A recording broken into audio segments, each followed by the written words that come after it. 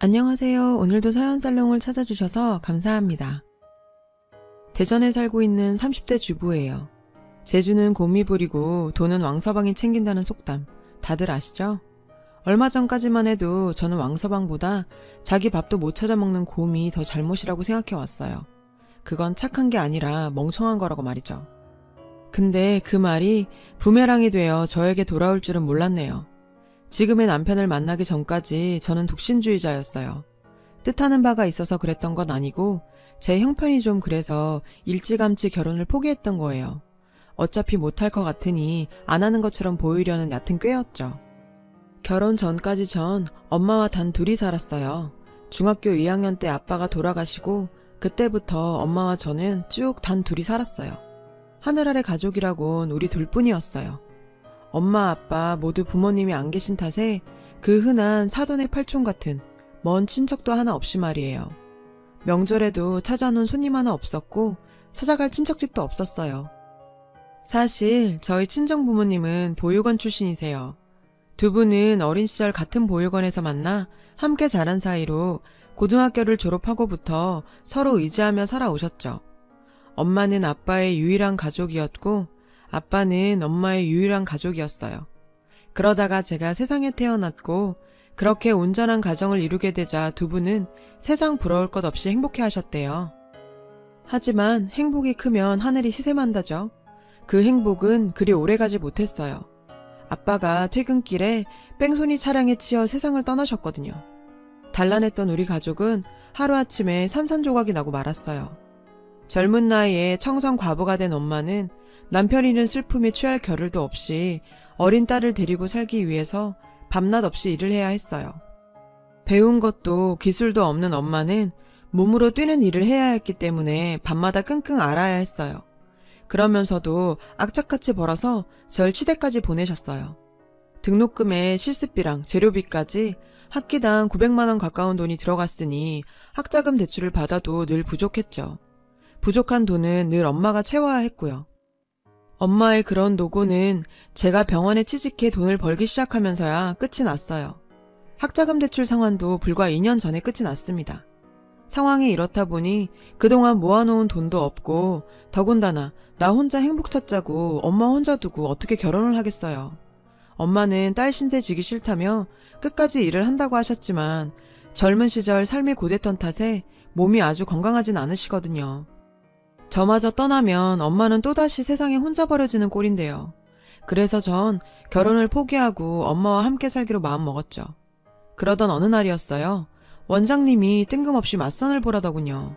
제 사정을 잘 알고 계신 터라 아무 자리나 주선하진 않으실 거란 건 잘 알고 있었지만 그래도 제 상황에 결혼은 좀... 남주기 아까운 자리라 그래. 내 대학 동기 병원 사무장인데 학벌도 괜찮고 사람도 참 괜찮아. 게다가 연봉도 어지간한 의사들보다 세. 집이며 차 있을 건 다 있으니까 혼수 걱정할 필요도 없고 그쪽에서 몸만 들어오래. 다 준비됐다고. 세상에 이런 혼처가 또 어딨어? 게다가 처남이라서 자기가 원한다면 장모도 모시고 살겠다더라고. 어때? 괜찮지? 원장님 말씀대로 괜찮은 혼처였어요. 특히 저한테는 더더욱. 그래서 의심이 갔어요. 요즘 세상에 집에 차에 살림살이에 다 있으니 몸만 오라는 남자가 있을까요? 자기가 뭔가 부족하면 몰라도 직장 탄탄하고 연봉도 의사인 저보다 높은데 뭔가 큰 오점이 있거나 꿍꿍이가 있거나 둘 중 하나겠죠. 마음에 내키진 않았지만 원장님 닭달에 하는 수 없이 전 맞선 장소로 향했어요. 그런데 하나 맞지? 땡땡초등학교 6학년 3반 오하나. 나 모르겠어? 민철이야, 유민철.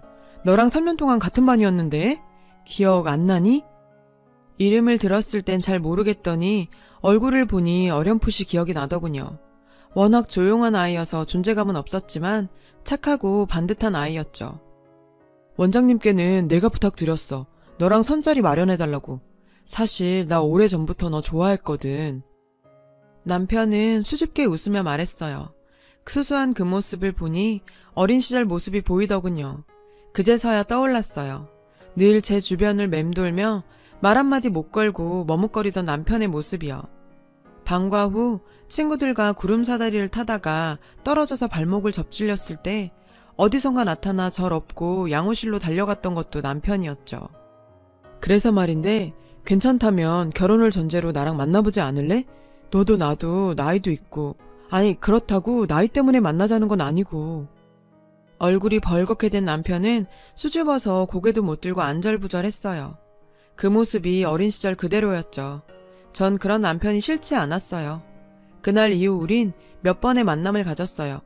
결혼을 하려고 마음먹었던 건 아니고 아무래도 동창이다 보니 마음 터놓고 얘기할 수도 있고 공유하는 기억도 많아서 만나면 즐겁고 편했거든요. 그렇게 우린 서서히 가까워졌고 2년쯤 지나 결혼 얘기가 오갔죠. 제 처지를 잘 아는 남편은 장모를 모시고 살겠다며 직접 자기 부모님들 설득에 나섰어요. 완강히 반대를 하시던 시어머니는 남편 몰래 집으로 저를 부르셨어요. 그리곤 혼자 몸으로 시집을 오든지 아니면 헤어지라시더군요. 의사면 뭐해? 월급쟁이 동네 치과의사에 가진 것도 쥐뿔도 없는데 난 그런 의사 며느린 트럭으로 준대도 싫다 얘. 기껏 애써서 자식 새끼 키워놨더니 뭐? 장모랑 살아? 어디서 언감생심 귀한 남의 아들 날로 먹으려고 들어? 길 닦아놨더니 뭐가 먼저 지나간다고 아주 그 짝이야. 암튼 난 이 결혼 반대다. 한치도 물러서지 않을 것 같은 시어머니 탓에 울기도 많이 울었어요. 하지만 저로서도 내 엄마가 걸린 문제니 쉽게 물러설 순 없었죠. 하는 수 없이 전 남편한테 헤어지자고 말했어요. 남편도 저도 부모한테 못할 짓이니까요. 이러다간 서로 간의 상처는 더 커질 테고 그렇게 성사된다고 한들 행복할 수 있겠어요? 그러니 지금이라도 그만두는 편이 낫겠다고 말이에요. 그렇게 이별을 하고 일주일쯤 지났을까? 시어머니한테 전화가 왔더군요. 저희 집 근처에 오셨다고 나오라네요. 결혼도 관두기로 한 마당에 더 이상 꿀릴 것도 없었죠. 그래서 나갔어요. 내가 졌다. 내 새끼가 너 아니면 안 된다고 차라리 굶어 죽겠다는데 내가 무슨 수로 버티겠니?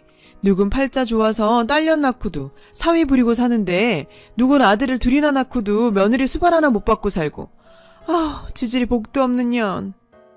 시어머니는 카페에서 2시간 넘게 신세한탄을 하시다 돌아가셨어요. 그렇게 우리는 힘겹게 결혼에 골인했고 결국 친정엄마를 모시고 살게 됐어요. 비록 저한테 험한 소리 하시며 결혼을 반대하시긴 했지만 결과적으로 모든 걸 다 양보하신 것도 시어머니잖아요.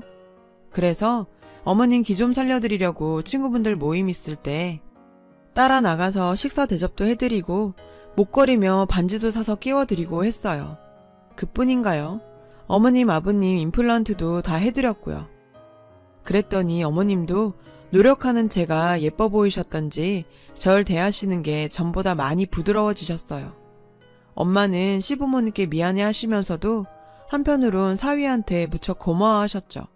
그래서 딸인 저보다도 오히려 사위를 더 챙기셨고요. 철철이 보약이며 남편이 먹고 싶다고 하면 뭐든 마다 않고 다 만들어주셨죠. 남편 역시 그런 장모님한테 고마워할 줄 아는 사람이었고요. 하루하루가 고맙고 행복한 시간이었어요. 저는 마음속으로 늘 결혼 잘했다 생각하며 살았죠. 한동안은요. 저희보다 앞서 결혼한 시누이가 출산을 한 지 얼마 안 된 어느 날이었어요. 딸이 출산을 했는데도 시어머니는 미리 잡혀있던 일정이라시며 기어이 개원들과 해외여행을 떠나시더라고요. 남편과 저는 공항까지 시어머니 마중을 다녀온 참이었어요. 근데 현관에 커다란 여행 가방이 나와있지 뭐예요? 친구분들이랑 여행을 간다고? 한 달이나? 엄마 친구 누구?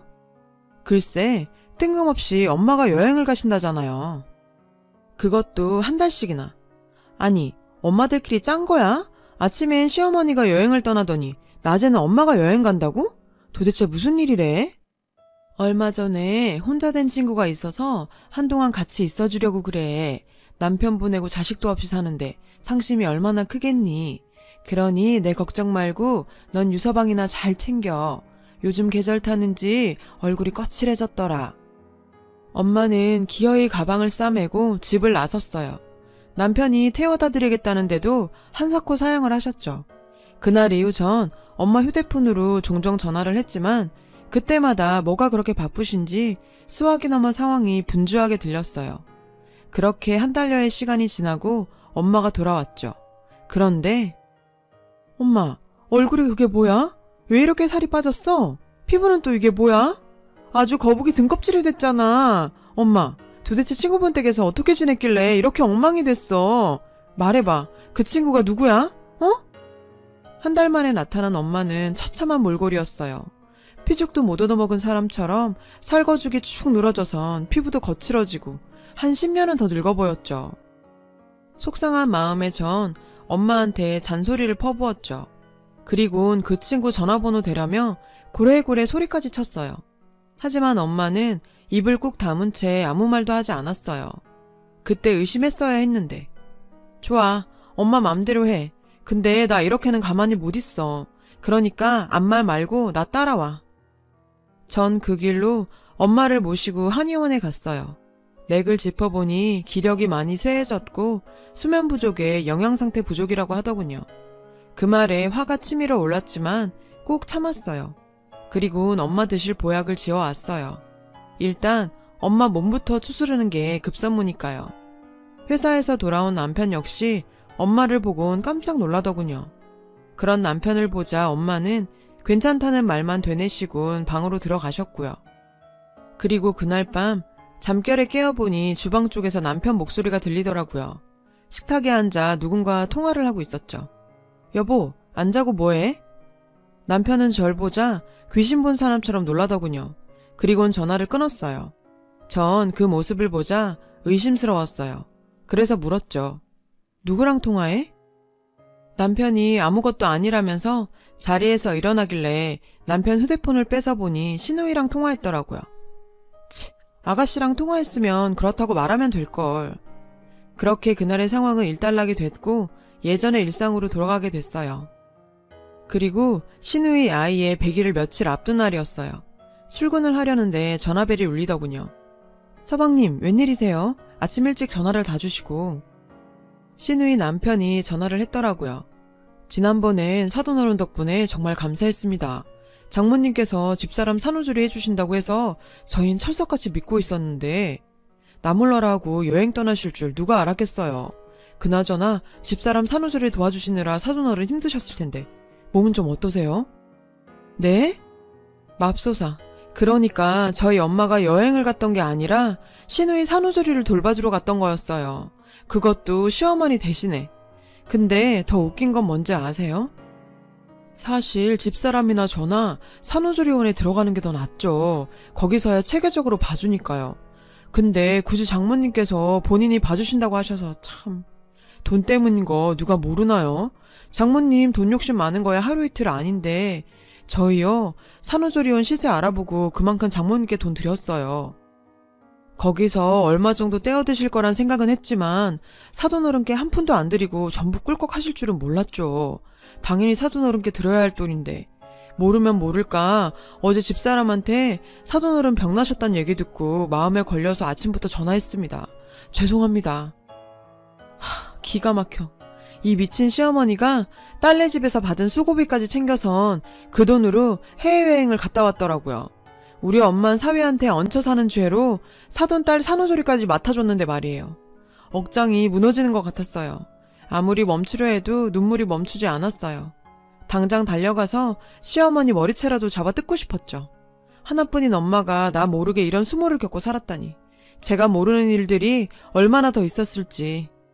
너무 화가 나서 미칠 것 같았어요. 게다가 더 화가 나는 건 남편의 행동이에요. 그날 제가 잠든 사이 남편은 신우이랑 통화를 했어요. 그럼 적어도 그날 남편은 모든 상황을 알았다는 거죠. 근데도 나한텐 입도 뻥끗 안 하다니. 시집 식구들과 남편 모두 한통속이었던 거죠. 이렇게 넘어갈 수는 없었어요. 이 남자랑 살든 안 살든 이번 문제는 확실히 짚고 넘어가야겠다 생각했어요. 그래서 엄마한테 그동안 있었던 모든 일들을 말해달라고 했어요. 처음엔 아무 일 없었다고 입을 다물던 엄마는 엄마가 이렇게 나오면 나 그이랑 헤어질 수밖에 없어. 평생 의심하면서 살 수는 없잖아. 엄마만 입을 닫는다고 모든 게 다 끝나는 건 아니야. 앞으로 어떤 일들이 더 있을지 몰라. 그리고 그땐 엄마뿐 아니라 나도 엄마가 당한 그대로 당하게 될 거라고. 자식 때문에 참지 마, 제발. 엄마가 그러는 거 나 위하는 거 아니야. 나도 똑같이 그 사람들이 만만하게 부릴 수 있는 호구 취급밖에 하는 거라고. 엄만 내가 그렇게 살았으면 좋겠어? 엄마 딸이 고작 그딴 인간들한테? 그제서야 엄마는 울음을 터뜨리시며 오열하셨어요. 그리곤 지금까지 있었던 모든 일을 저에게 얘기해 주셨죠. 인간들이 아니었어요. 시애미년이나 그 딸년이나. 남편은 자기네 식구들이 우리 엄마한테 했던 행동들을 다 알면서도 귀를 닫고 입을 닫고 눈을 감아왔더라고요. 얼마 전 드라마에 나왔던 대사가 떠오르더군요. 침묵하는 자 모두가 공범이다. 결국 남편도 공범이었어요. 시누이 딸내미 100일날 전 아무 일 없는 것처럼 평소와 똑같은 모습으로 남편과 함께 식당으로 향했어요. 시부모님들과 시누이 내외는 이미 와 있더군요. 시어머니는 제가 사드린 반지며 목걸이, 그 밖의 금부치들을 주렁주렁 달고 나왔더군요. 에센스를 얼마나 처발랐는지 번들거리는 얼굴이 욕심 많은 돼지 같았어요. 시누이가 딸내미를 데리고 식탁 중앙으로 나왔어요. 그리곤 선물을 수거하기 시작했죠. 아버님은 현금 봉투를 주셨어요. 꽤 두툼하더군요. 시누이는 좋아서 죽을라 그랬죠.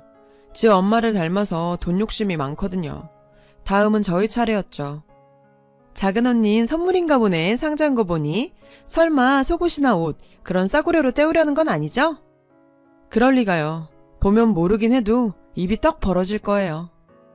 시누이는 그 말에 신이 나서는 제가 건넨 상자를 열었어요. 하지만 이내 표정이 굳어버렸죠.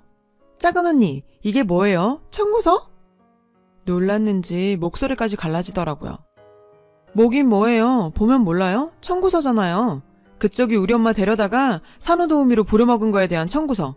출퇴근도 아니고 상주로 24시간 내내 부려먹고 게다가 집안 청소, 빨래, 조리, 심부름 등등 아주 풀서비스로 시켜먹었더라. 업체에 알아봤더니 이렇게 무자비하게 사람 부리는 경우는 없어서 도저히 한 가지 명목으론 예상급여를 뽑을 수도 없다더라. 그래서 각각 해당 노동에 따른 시간당 급여로 산정해봤더니 총 742만 8천 원이 나오더라고. 나 이 돈 다 받을 거야. 그러니까 내일까지 거기 적어놓은 우리 엄마 계좌로 다 집어넣어. 학교 선생이란 년이 어쩜 그러니? 환갑도 넘은 노인네를 어떻게 잠도 안 재고 그렇게 부려 처먹냐고. 네가 그러고도 인간이니? 네가 그러고도 선생이야? 우리 엄마한테 네 팬티까지 빨라고 던졌다며? 방귀끼다 똥질인 똥싼 팬티까지. 세상에 살다 너처럼 창피함도 모르는 인간은 처음이다. 네 엄마 닮아서 성질이 개차반인 건 알았지만 그 정도로 한심한 인간인 줄은 몰랐어. 언니, 말이 심한 거 아니에요? 애 낳고 과략근이 약해져서 그런 걸 그렇게까지 말해야 돼요? 그래, 누가 네 과략근 보고 뭐래니? 네가 싸지는 똥팬티를 사돈어른한테 빨아오라고 시킨 네 인성 보고 뭐라는 거지. 그제서야 시어머니가 한마디 했어요. 너 지금 뭐 하자는 거니? 네 엄마한테 팬티 하나 빨아오라 그랬다고 시부모 앞에서 이 지랄을 하는 거야? 어디서 배워먹은 짓거리야? 어디서 배워먹으면 어머님만 하겠어요.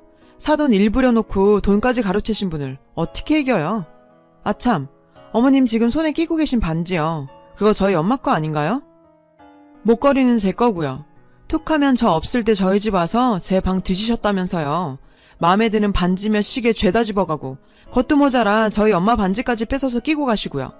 그래서 어머님 그 버릇 고쳐드리려고 제가 경찰에 신고했어요. 상습 절도로요.